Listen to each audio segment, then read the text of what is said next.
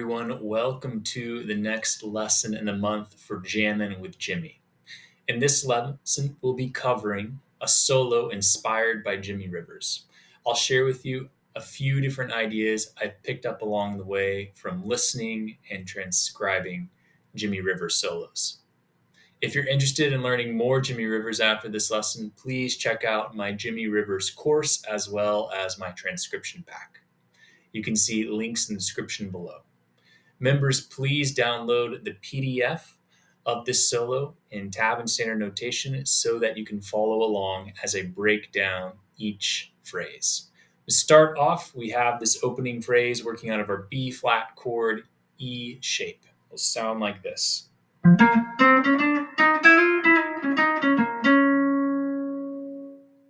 This is a quote from Billy's Bounce. You hear him do this in the original solo on Jammin' with Jimmie. We just have it an octave lower in this case. So I'm starting here out of my B flat chord, working up from the fifth to the first. Now I'm chromatically approaching the D note, the third, a whole step below. Now I'm doing the same kind of move from the E flat to the F. So these groups of three, this is a good rule to have when you're trying to add in more notes into your playing. See if you can fill in the whole steps. So C to D, E flat to F, a group of three, or rule of three as I call it. So we have. Now I'm going to come down into some B flat minor blues. So just the F to the flat five, coming back up to the D flat. This is something if you want to nail Jimmie Rivers sounds, you have to know not just the swing blues, but also the minor blues, incorporating both. So we have.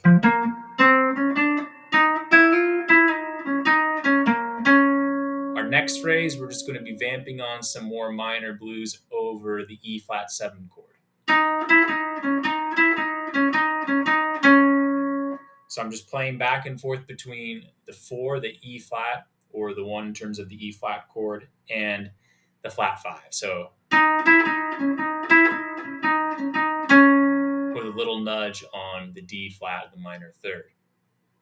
From there, I'm now setting up the B flat chord again for 2 bars, but I'm going to allude to a D minor chord in this phrase. So coming out of it, I have.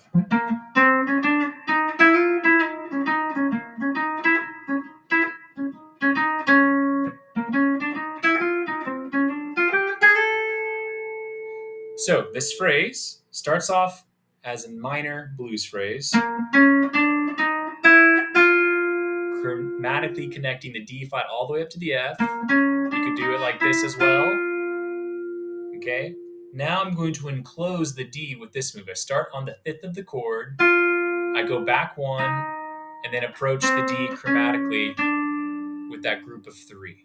So I have 5th, 4th, 2nd, chromatically up to the 3rd. That's a really important move to learn. It's kind of a bebop cliche, but you hear players like Jimmie Rivers and Barney Kessel use it all over the place. So once I hit that D, that's now cueing in this D minor sound. I have a D minor chord right here. Against the B flat major, that sounds like a B flat major 7 chord. So this, a really sweet sound. So we have.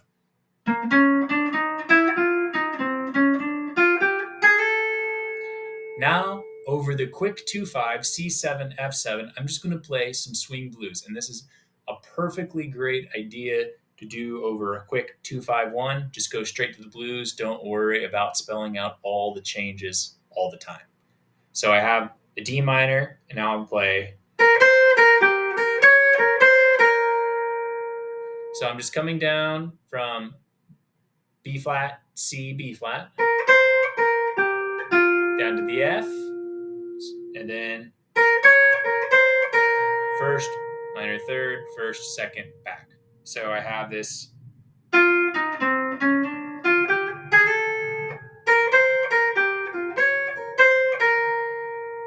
To the B flat. This is now setting up the second part of the solo here.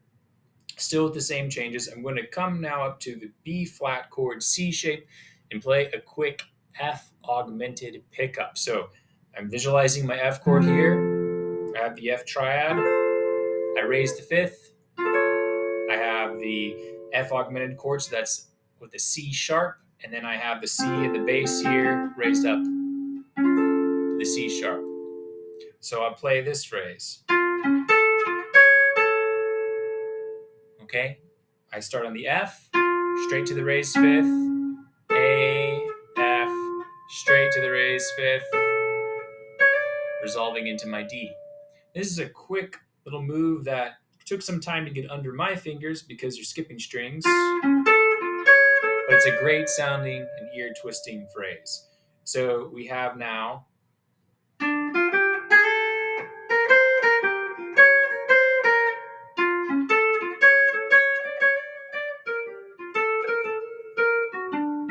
for our next phrase. So this is a cool little trill idea that I hear him do quite often in his solos. We're approaching the major third with a minor third, and then coming down the sixth chord right here, B flat six, and then coming down to this first again, and going a half step below. And I'm going to keep that augmented chord theme by playing B flat, then the augmented fifth, that's the F sharp, D, B flat. So here's my B flat augmented chord here. So I have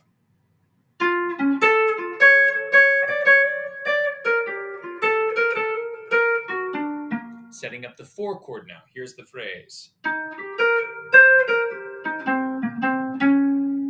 So I have my four chord here, looking at it, going straight from the one to the fifth, add the sixth, back down to the low sixth, okay, and then I'm going to come down to the fifth, and then land on the flat seven, a half step above the sixth. So I have this.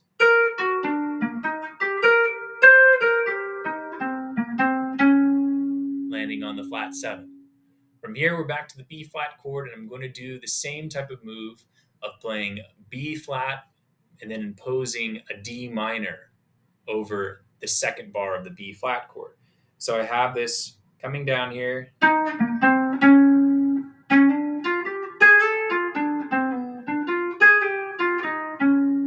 As my next phrase.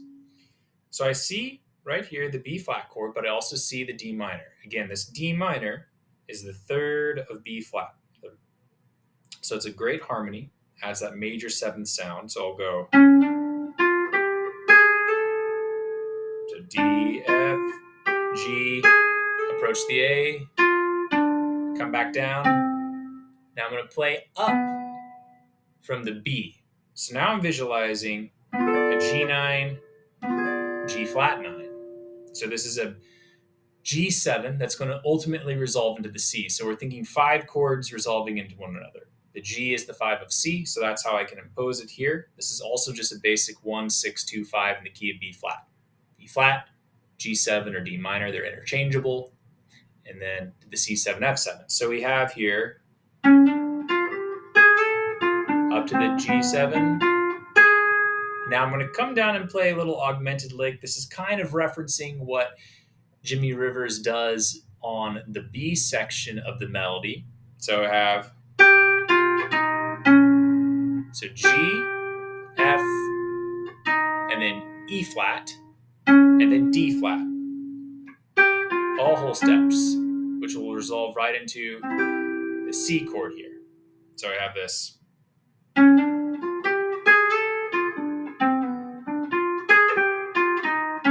Now my 2-5-1 will sound like this to get us into the B section.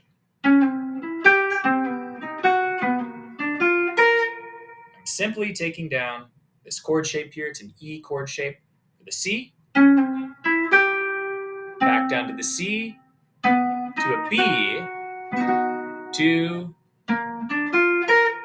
my B flat chord. So just here, 2, 5, 1. There are two ways of thinking about this.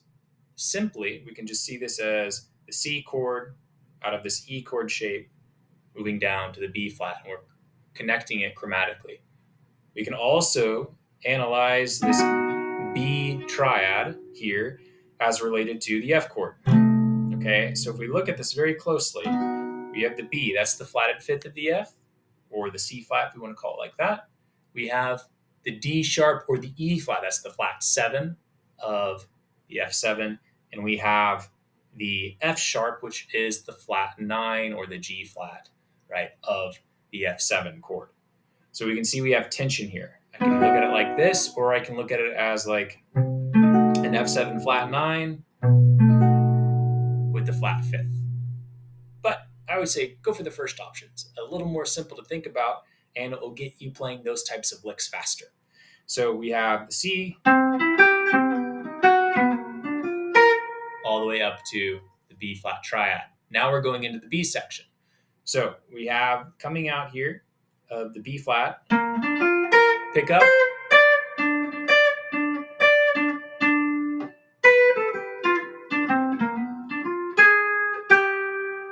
so we're just playing around with the octave of D. And then I'm going to start now on this G chord with my B note, the third, and play that whole tone idea from the bridge melody. And closing the B there. So B, A, G, F, E flat, hit the D, the C, surround the B, and I'm going to come up a flat 9 arpeggio. So B, D, F, A flat, and then resolve on the G. So I have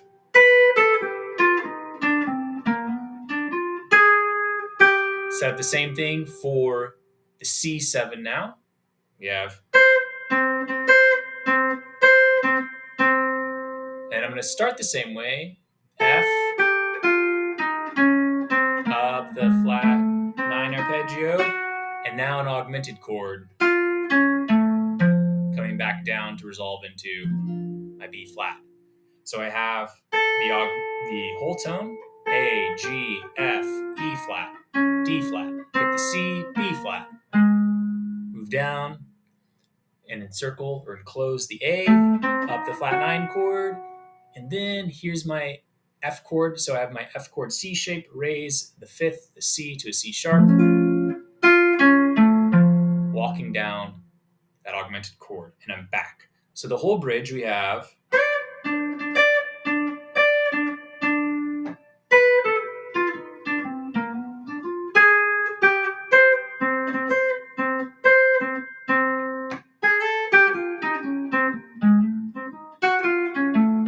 my next phrase on the B flat will sound like this. So this is kind of a reference, Billy's Bounce, as well as some other common blues heads. We have the same chromatic movement, and then a quick little pickup to the F, outlining this chord, and now we're moving up to the E flat chord here with this phrase.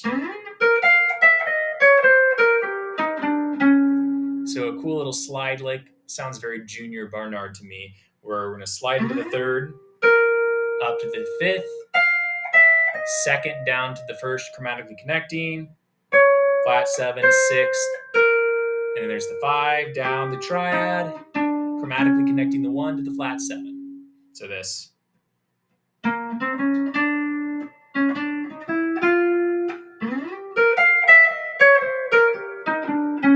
Now I'm going to set up my B flat with the G chord or the D minor chord imposed there. So I'll go as my phrase. So I'm going to move into this B flat triad here, and then come down the D minor chord, come up the G7 flat 9 off the 3rd, and then play between the flat 9 and the 5th. Okay, now we come down to the C9, and then we come down to the F7 with the flat 9, and then a B flat 6. And this will sound like this. We'll go.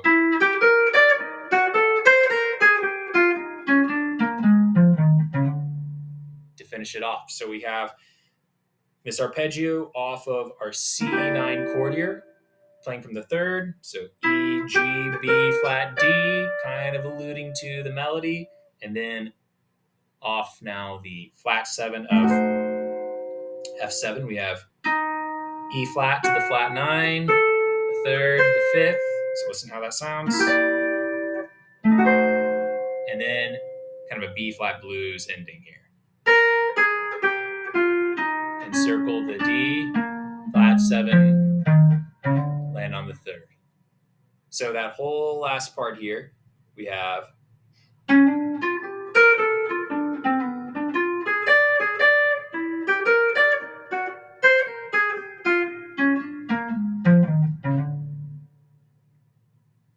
I hope you found some of these phrases helpful and can begin to incorporate them into your own playing.